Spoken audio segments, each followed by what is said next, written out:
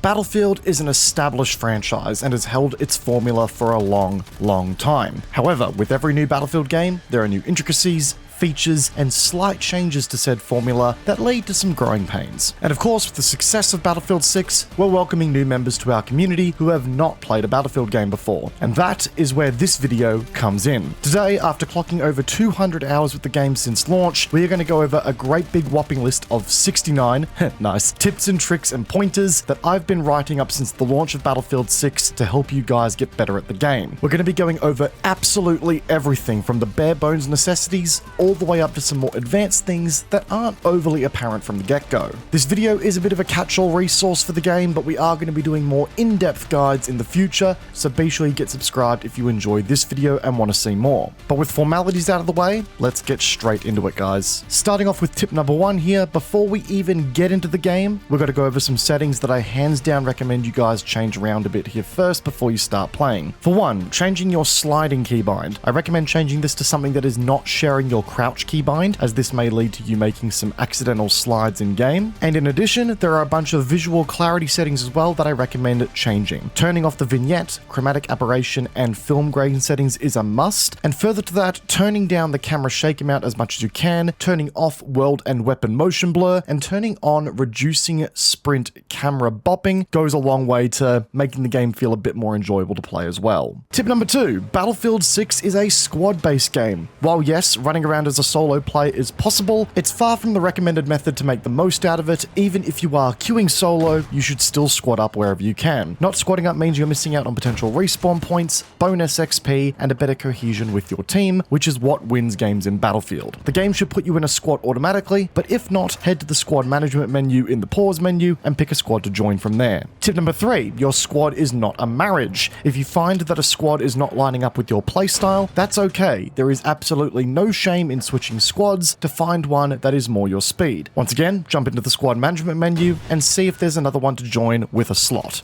If not, maybe make a new one. Tip number 4, you can spawn on any objective that your team owns, even if it is in the process of being contested, your home base, vehicles located in your home base, and your squad mates when they aren't in combat. There's plenty of options available to you, but know that sometimes the frontline spawn is not always the best option. Sometimes it is worth taking a beat and getting the lay of the land from a few steps back. Which leads me on to tip number 5. When thinking about spawning on a squad mate, take note of their camera feed in the bottom right hand corner of screen. While they are technically out of combat, they may be in a really crappy spot that is just going to see you head straight back to the respawn screen in a heartbeat. Exercise caution when spawning on your squad mates. Tip number 6. Don't get lost. If you ever catch yourself feeling disorientated on Battlefield's relatively big maps, using the M key will bring up your big map. Use this to catch your bearings as required, and even get an idea on where your allies are and how you can link up with them if you are separated. Tip number 7, if you spawn in somewhere and have a lot of ground to cover, you can press and hold the melee key to switch to your knife by default. This will actually give you a small speed boost and improve your sprint speed, allowing you to move a bit faster. This is also particularly useful if you want to secure a vehicle for yourself in the initial spawn phase at the start of the game. Things like attack helicopters in particular, they're hot property. This will help you get there faster. Tip number 8. Off the back of that, if you choose to spawn at a capture point, some of them will have vehicles spawning at them, and this is symbolized by the icons located under the capture points on supported game modes. If you plan on going cross-country and going for a bit of a jaunt across the map, take note as to whether any vehicles are available there for you or are about to be there available for you. Alright, we've talked about some of the bare bones basics. Let's move on now to the bread and butter of Battlefield. Tip number 9, let's talk player classes and how Battlefield's infantry gameplay works from the ground up here. Battlefield divvies up its classes into 4 distinct roles, all of which hold key responsibilities which lead to victory and are basically the foundation of the entire game. This is one of the first choices you'll need to make that defines your experience and role in the actual game itself. As a quick overview here, Assault. This is the spearhead of any operation. The Assault class features breaching grenades such as concussions and flashbangs, grenade launchers, assault ladders for getting to new positions, and the respawn beacon for providing forward spawns for your squad. They also carry a stim pen, which we'll cover in more detail shortly, and hold a specialty bonus to assault rifles which improves their readiness while using the weapon category. Engineers are the king of vehicles in both keeping them up and running or sending them to the scrapyard. The engineer holds an arsenal of launchers at its disposal that'll engage a variety of vehicle threats, AT mines for ambushes on ground vehicles, and even a little EOD bot that can arm MCOMs and even torch enemy vehicles from the underside up. The Engineer's repair tool can be an absolute deal breaker in keeping vehicles up and running in tight spots. Engineers also hold signature weapon bonuses with SMGs, which improves their hipfire accuracy. Support, arguably the lifeline of any squad and the team more broadly. These bastions of defense are the medics of the game and are the only class in the game that can revive players both in and out of their own squad, whether this be through the drag and revive mechanic or through their defibrillators. In addition, they hold access to deployable cover and trophy systems that can resupply teammates with their supply bags and hold a signature weapon bonus to LMGs to improve their accuracy while prone or mounted. And lastly, Recon. The Recon is specialized to carry sniper rifles and comes with a range of intel gathering equipment that serves as a stellar way to mark targets to your allies' benefit. They also hold a variety of equipment that can designate enemy vehicles, which gives engineers and allied vehicles more means to lock onto them for devastating effect. So off the back of that, we move on to tip number 10, i.e. which classes should you start with? As you kick off your Battlefield 6 journey, I would recommend picking up the support or the engineer class as your starting role. Both of these classes have some serious utility that puts you right in the action and also means you can learn the flow of Battlefield without having to get too many infantry kills to be effective. Support in particular lets you play the medic role, which means that while you may not be fragging out as much, you are still providing that key element of support to your allies in the form of supply crates and reviving allies. Engineer lets you be a pest to enemy vehicles, of which you will encounter a lot, and an asset to allied vehicles, which every seasoned Battlefield player will tell you you can never get enough of. And while we could in all honesty do a deep, and I do mean a deep breakdown of the intricacies of every class in their own video, we'll do a quick run through of some tips and tricks for each class here that'll go a long way to helping you out. Tip number 11. As a support player, your bread and butter is your supply bag. Anytime you can place this down your allies, do it. It will passively keep them topped up on health and ammo, and given that it recharges passively on its own, you don't need to be conservative with this thing. It's also an absolute XP fountain. Tip number 12. On the topic of resupplying, your primary and secondary weapon ammunition reserves will be topped up almost instantly when you're near a supply bag. However, gadget and grenades require you to stand in proximity of the supply bag for a short period of time. Take note of the progress bar as you are being resupplied to make sure that you are all topped up as required before moving on. Tip number 13. In Battlefield 6, as a support class, there are two ways you can revive someone, using the drag mechanic or the defibrillators. While the defibrillators do provide an almost instant revive when you hit someone with it, they do leave your friendly in the position that they died in. Sometimes you might be better off using the drag mechanic to bring them to safety, so it's worth considering this in your medic gameplay and not just, automatically defaulting to the defibs. Tip number 14. By holding down the charge on the defibrillator, you will revive your fallen comrades to full health rather than half health. So if you can, always try to get a full health revive in when you can. Your buddy will thank you immensely for it. Tip number 15. But off the back of that, this leads me on very nicely to my next tip here, that not every revive is a good revive. If you revive someone straight back into the line of fire, you've likely not just annoyed your teammate, but also put yourself at unnecessary risk as well. Always remember, a teammate has died in that spot for a reason. Take a moment to clear the threat or obscure the threat before going for a revive. It might just get you killed as well by not doing that, and losing one ticket for the team is always better than losing two. Which is a great opportunity to talk about tip number 16 and smoke grenades. These are your bread and butter for obscuring sightlines and creating that buffer as you revive friendlies.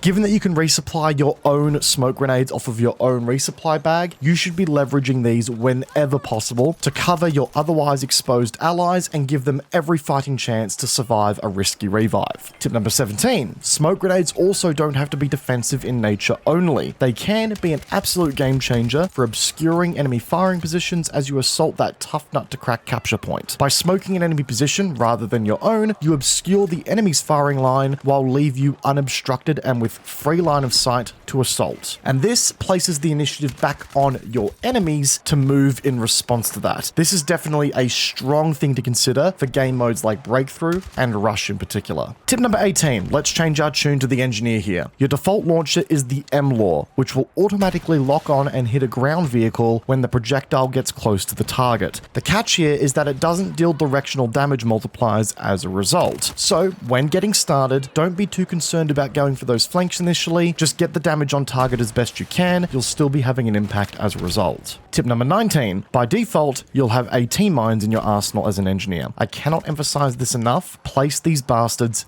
everywhere. Key roadways that lead out of enemy positions and even their home base are likely to have some poor sod traveling over them at least once or twice per game for your mines to catch out, which means some free bonus XP to you as well. Even placing mines in capture points that might see IFV or MBT attention is going to have an incredibly lucrative result. Tip number 20, as you progress, you'll start to unlock launches like the RPG, where directional damage is going to start becoming a game changer. Hitting vehicles in the side, but mainly the rear, will net you a massive damage bonus that will cripple a vehicle and at times let you land 2-shot kills on it. Taking a beat to change your positioning relative to a vehicle's before engaging will absolutely transform your engineer gameplay and see you kill a whole lot more vehicles. Tip number 12, and this tip not only applies to the engineer, but anytime you're using a weapon with a lock-on capability even in a vehicle. When you achieve a positive lock, take a beat to try and bait their countermeasures out, or see if a teammate fires ahead of you to trigger the countermeasures accordingly. At times, vehicle operators, especially in the air game, can get a bit twitchy and trigger their countermeasures before you actually fire a shot, leaving them wide open for you to reap the rewards after you reacquire the target. Tip 22, switching gears once again to the assault class.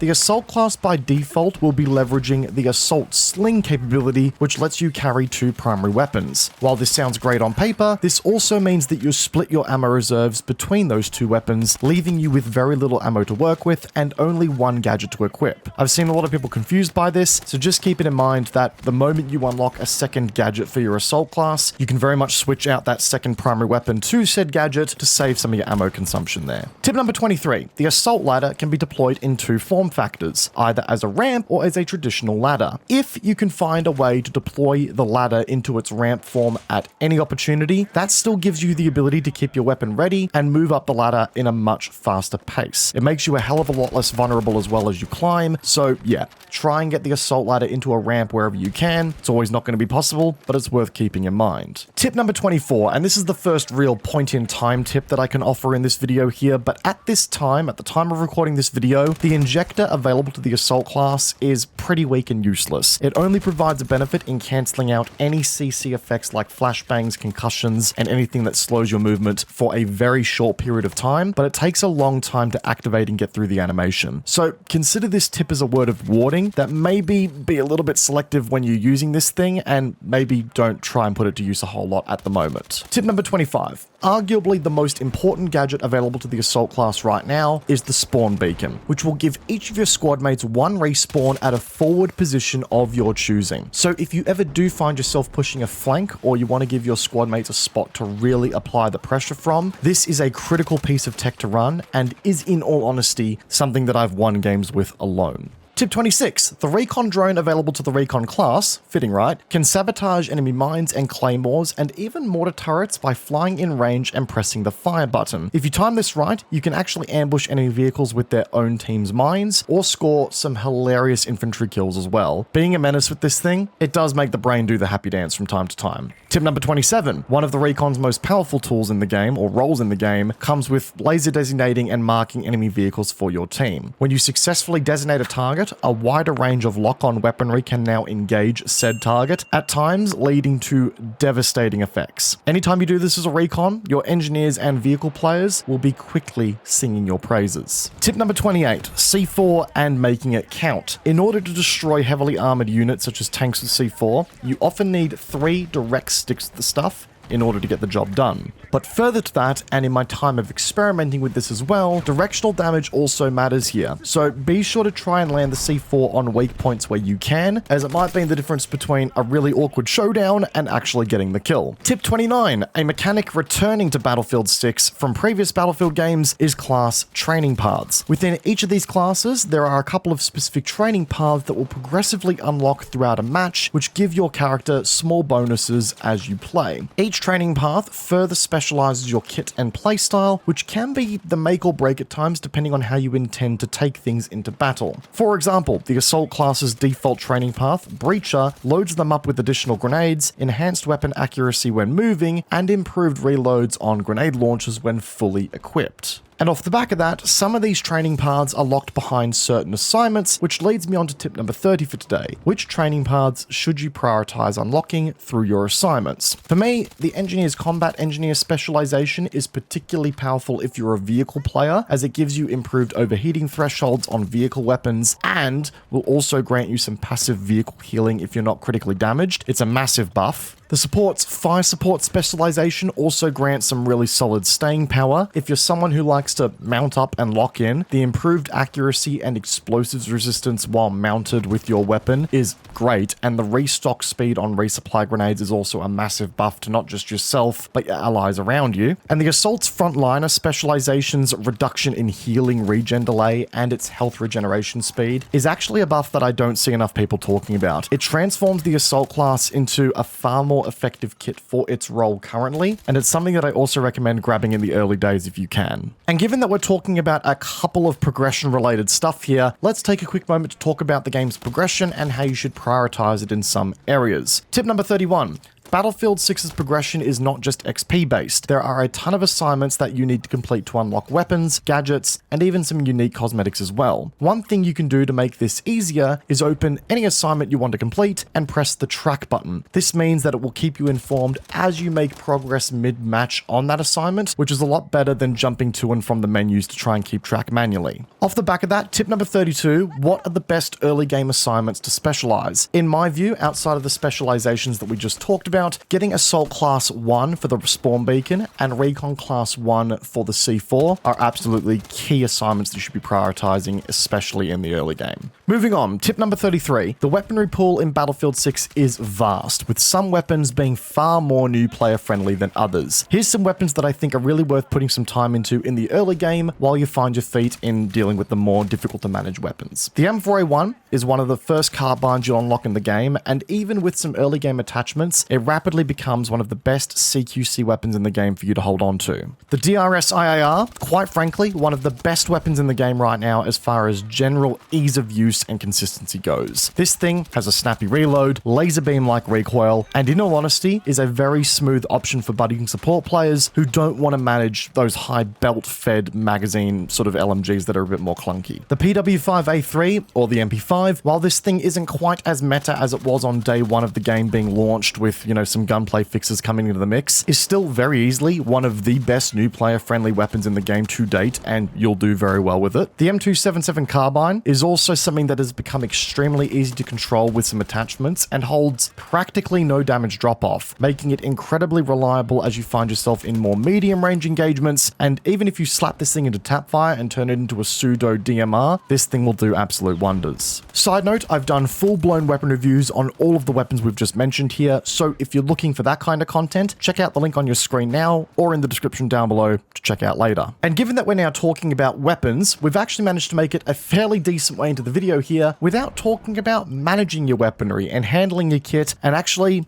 getting more kills. So let's take a quick moment to pivot to that side of the game, shall we? Tip number 34, Weapon Handling 101. Weaponry in Battlefield is underpinned by a couple of distinct characteristics that you can get a read on by going into the firing range and just laying out a burst at a nearby wall. The key things to look out for here are your vertical recoil, your horizontal recoil, and the rate in which your weapon bloom or spread kicks in. Take note of your burst and use that to reverse engineer how you should be compensating for it. Tip 35, Weaponry Handling 102. Yes, you can master the recoil of a gun in this game, but you still got to manage that bloom and that just general increase in spread as you hold down the trigger. So take note of how aggressively your weapon's bloom begins to kick in and count the amount of impact points there are beforehand it getting too aggressive. That is now your Bible to which indicates at what point you need to start lifting off the trigger and burst firing. This will ensure you keep yourself accurate at medium range firefights and will keep you well and truly in the fight. Tip 36. Once you start to have your weapon handling stats down pat and you're getting a feel for the weapon, and I know this is going to sound incredibly obvious, but I'm going to throw it in here as well, go for those headshots. The game game has a baseline headshot multiplier of 1.35 times that will reduce your bullet to kill requirement by at least one shot at most engagement ranges, which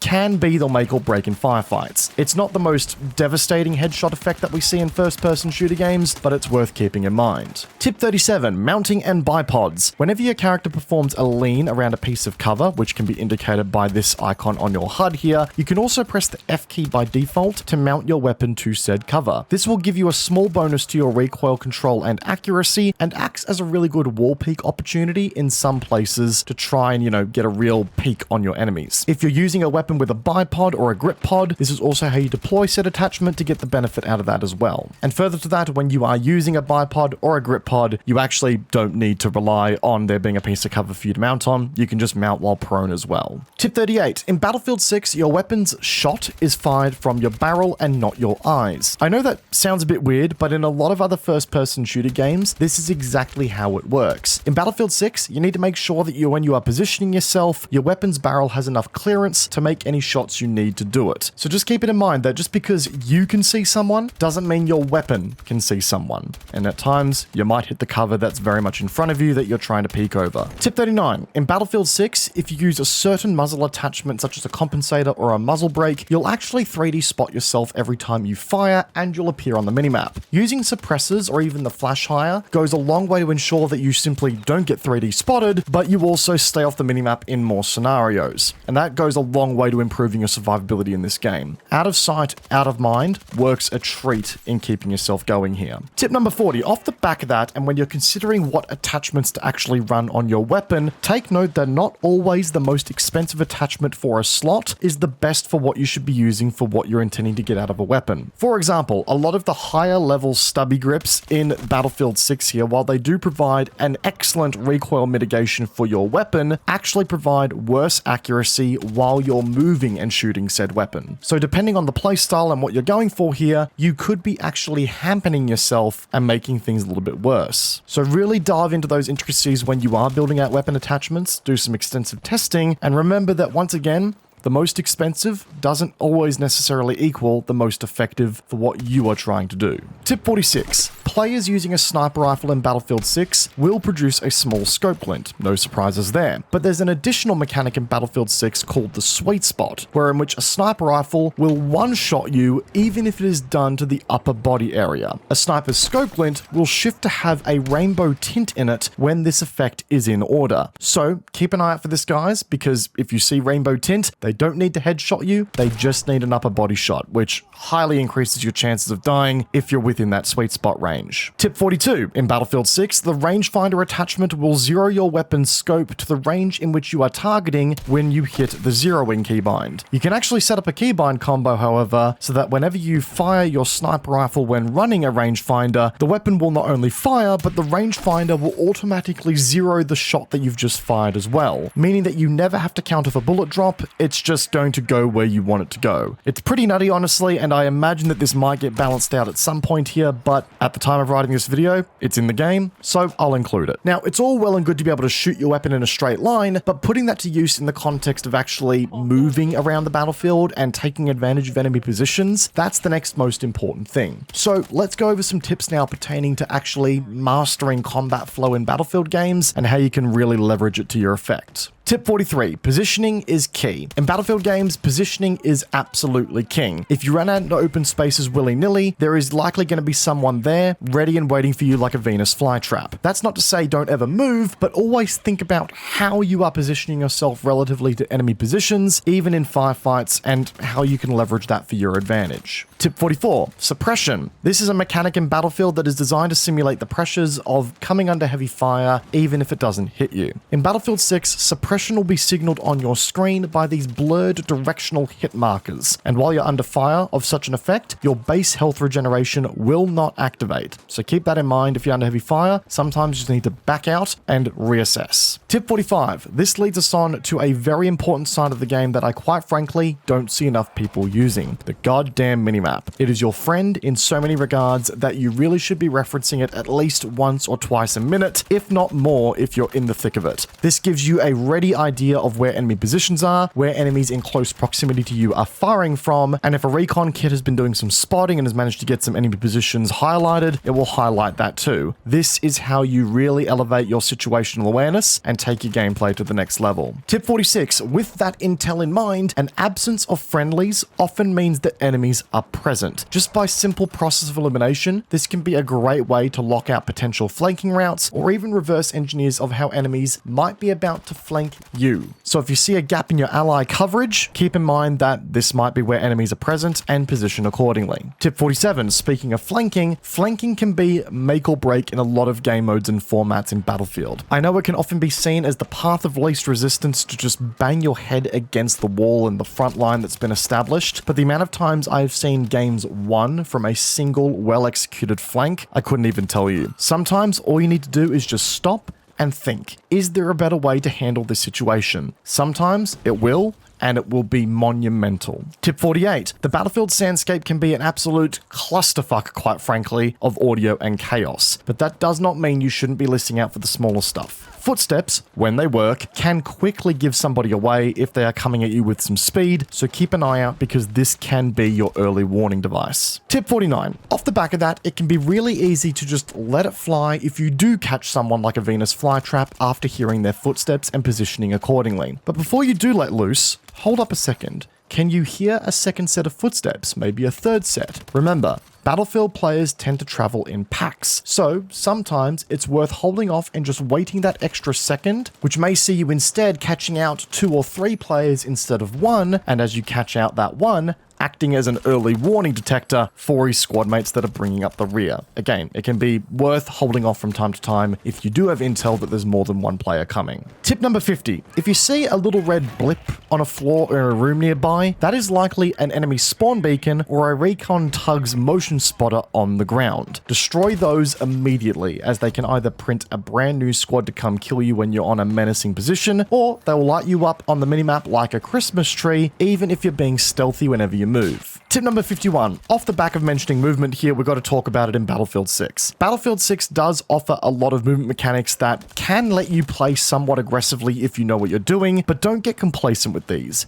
Yes, you can slide, yes, you can crouch, sprint, yada yada yada. A lot of the movement tech in Battlefield is primarily designed as a utility, not an aggressor tool. Using the slide mechanic to quickly dart into cover or to simply break line of sight for a brief moment and throw an enemy's aim off is the preferred method rather than using it to aggressively dart around a corner and begin the engagement on somebody. So yeah, the point behind this tip, don't use movement as an aggressive tactic like you may do in other first-person shooter games, because 9 times out of 10, it's actually going to punish you in the Battlefield universe. But alright, we've gotten very far into this video here and we've talked a lot about infantry, but we have yet to talk about the other core component of the Battlefield world, vehicles. And there's a lot of intricacies that we can really delve into here that will help you big time with vehicle gameplay. Tip number 52, let's start off by just simply introducing the arsenal of vehicles here. Battlefield 6 currently features ATVs, light transport jeeps, Traverser Mark II APCs, infantry fighting vehicles, main battle tanks, mobile AA tanks, transport helicopters, attack helicopters, stealth jets, and attack jets. All of these vehicles have their individual roles and responsibilities on the battlefield to the point where, again, we could do a video on probably each category of them. But for now, your first priority is going to be learning what each vehicle category is in the game, how it represents a threat to you and how you're playing, and what its weaknesses are, of which will take time to learn. But tip 53, switching to a point of, actually using these vehicles, all vehicles with weaponry arsenals will either have a direct ammo pool and reserve, or an overheat function that requires you to manage heat buildup under continuous firing. Vehicle weaponry that does feature an ammo reserve requires you to return to a vehicle resupply point that is located on the map, or has been placed by an engineer in order to restock said ammo when you run dry. For aircraft, you'll also have your own resupply point as well, typically at the home base. Tip 54, the health of the vehicle you are located in will be located at the bottom of your screen and has little notches placed along it depending on the vehicle. These notches act as increments in which the vehicle can be auto-repaired itself to before engineer intervention or before you need to return to the aforementioned resupply points is required. So if you take enough damage to move below one of the notches on your health bar, you will only be able to repair to that point before, once again, engineer intervention is required. Tip 55, now while this isn't well communicated in the game right now, vehicles can also suffer critical mobility hits that hamper their ability to move in some some way, shape, or form. When this happens, securing a position with smokes and focusing on tanking damage with repairing engineers should become the immediate priority because escape is no longer an option. Tip number 56. While yes, it is fun to pilot these big machines of death and destruction, you are not invincible. In fact, in Battlefield, a lot of the vehicles right now are balanced as glass cannons. Overextending in one of these vehicles is the leading cause of death, so keeping a real spatial awareness of where you are on the map relative to what threats are up and running will go a long way to improving your uptime. Further to that, tip 57 comes down to learning how to track and keep a mental check of enemy vehicle respawn timers, as this is critical to ensuring you don't get caught off guard by your opponent. This is particularly critical in the air game, as air superiority is a short-winded achievement at best, only lasting about 90 seconds. Keeping track of those respawns and getting ready to counter accordingly will ensure that you never get caught off guard by your direct opponent. Tip 58, as we made mention to earlier, directional damage in this game can be the make or break in the outcome of the vehicle game. Always ensuring that your armor is positioned and angled to take the brunt of an attack where it is strongest, even if that means making a rapid adjustment in your positioning, will mean that you win more armor on armor fights and tank more engineer attacks. Tip 59, once again, we made mention of baiting countermeasures as an engineer to score free hits. Now we're going to talk about the other side of the equation. In aircraft in particular, you do not need to activate your flares until your warning indicator switches to an incoming warning. Before that, there is no missile in the air, and flaring ahead of that puts yourself in immediate threat of tanking a missile if they can get another lock on you. Tip number 60. Further to that, you can take your countermeasures game to the next level by timing your flares as late as possible when a missile is in the air to give yourself either more time to escape under the cover of those flares or to maybe score a kill or two as you make your way out. You can also do this to potentially catch more missiles simultaneously with your countermeasures, which is going to leave the enemy team a little bit less prepared for when you come back. Tip 61. If you're in an aircraft, you can also fly below radar at a low altitude to break the ability for a lot of players with ground-to-air and air-to-air lock-ons to achieve tone on you. However, if you've been painted by a laser designator and in line of sight, you can still be locked even under these conditions, so just keep that in mind. Tip number 62. Your home base is actually a safety net. The AA gun in your home base is actually a bit of a lifesaver against trailing lock-ons, as it will actively engage and intercept incoming missiles with some degree of accuracy. So say you're out of countermeasures and you've got an incoming missile, if you've got time, heading back to your uncap and, getting back into your safe zone might actually see you get a bit of a friendly little second chance if you have a missile coming in. Off the back of that, and this is a bit of a cheesy strategy at the moment, but on some maps, I actually tend to use this as a bit of a safety net when flying the attack helicopter to tow missile the enemy helicopter out of the sky while under the cover of my AA gun. This ensures that my opponent can't do the same to me, and I technically get a free shot on the enemy. Don't hate the player, hate the game here, guys. Whew, my god, we've already covered a lot here, haven't we? But we're not quite done yet, folks. There's a couple more things that I think are worth covering here as we wrap the video up. So let's go through those final things, shall we? Tip number 63. Now, we've come a long way into this video here without talking about one of Battlefield's key features, destruction. Just because there is a wall between you and that pesky sod camping in a building doesn't mean he ain't vulnerable. Grab a grenade launcher, rocket launcher, or hell, even just a straight up tank, and send that pesky camper straight to the pearly gates by crushing the very building that he sits in. Tip 64. As buildings, walls, floors, or anything destructible in this game begins to take damage, you'll actually see signs of visual decay on said structures. This is a great indicator to keep track of if you are, say, using a structure as cover. If it starts to look a bit weaker, maybe it's time to start thinking about a move. Tip 65. Spotting is a massive part of intel and at times can be the difference between life and death. If you see an enemy with a grayed out diamond above their head, they are not spotted for the entire team and only you can see them. If it's colored in, then everyone can see it. Q spotting targets where possible, especially vehicles, goes a long way for your team and affording them some situational visibility.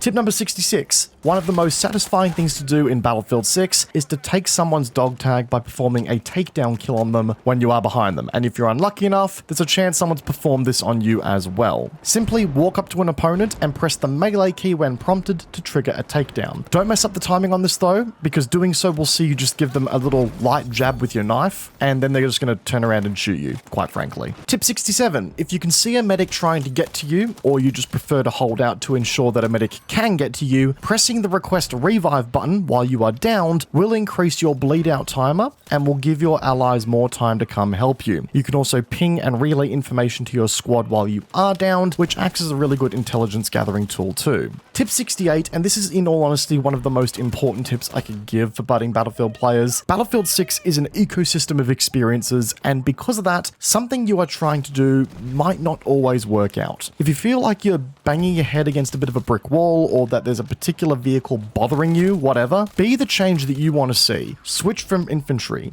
to vehicle gameplay, switch to a different class, play around with your setup. The best Battlefield players are usually the ones who are most adaptable and switch up to what the Battlefield is providing them as a challenge. And lastly, tip number 69, while we have covered a lot with this video already, the one main tip above all else I can give here is to simply have fun. Enjoy the chaos, find your groove, embrace those juicy only in Battlefield moments as they come, and simply enjoy Battlefield 6. Not every game is going to be a winner, but by God, you can make the most out of every game that you have if you know how to do it. And folks, with all of that said, at the tail end of what has been one of my longest and largest projects that I've worked on to date, I hope you guys enjoyed today's video and today's tips and tricks. I hope you learned something out of today. If you did, be sure to leave a like on the video, as it does go a long way to supporting the channel. I really want this to be sort of an evergreen form of information for players coming to Battlefield 6 both today and in the future going forward, so every little bit of support on the video does go a long way. If I missed something that you think's important, leave it in the comment section down below, and I'll be sure to give a heart to all of the really relevant tips and tricks that you guys are dropping down there too. And if you guys want to come hang out with us on the regular, you can check out my Twitch channel, link in the description down below, as well as my Discord server. It'd be great to have more of you guys part of the community there too. But until next time guys, peace out, see you